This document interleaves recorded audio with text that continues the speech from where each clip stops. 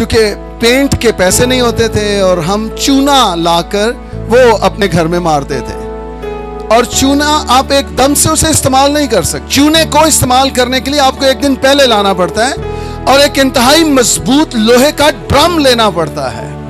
اس میں چونے کو پھینکتے ہیں اور چونے کو پھر اس کے چونے کے اوپر پھر پانی ڈالتے ہیں.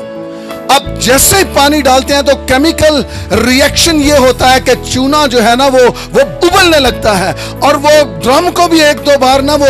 آگے پیچھے وہ آپ یوں ہی سمجھے کہ آپ 200 ڈگری پہ کوئی چیز بوائل کر رہے ہیں، آپ پتھر ابال رہے ہیں، وہ اس قدر وہ خطرناک ہو جائے. اور اس کے جو اندر سے وہ نکلتے ہیں نا بلبلے، وہ آنکھوں میں پڑ جائیں تو آپ کی آنکھ فارغ ہو سکتی ہے. سنیے، جس رات اس کو بھگویا جاتا ہے نا، اس رات آپ ڈرم کے قریب بھی نہیں جا سکتے، ڈرم بھی آگ بنا ہوتا ہے، اور بیچ میں انگلی ڈالنے کا تو سوال ہی پیدا نہیں ہوتا کیونکہ وہ ابل رہا ہوتا ہے. لیکن اوور دا نائٹ اگر آپ اس کو اس حالت میں چھوڑ دیں تو صبح اٹھ کے پھٹی بھی ڈالی جا سکتی ہے، جس سے اس کو پھر اب اس کے اندر جو ایک سختی تھی وہ ختم ہو گئی ہے، اور اب وہ ایک ملائم سا پاؤڈر بن گیا ہے. ایک وقت تھا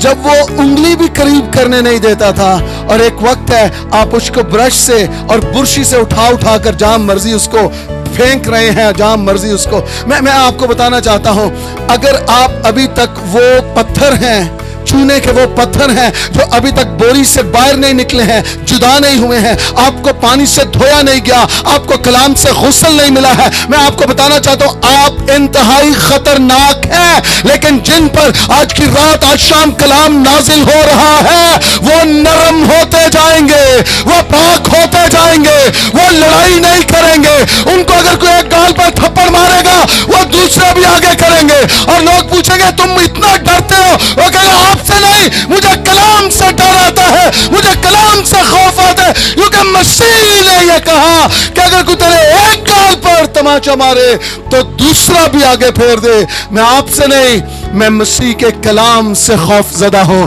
کہ کہیں میں اس کی نافرمانی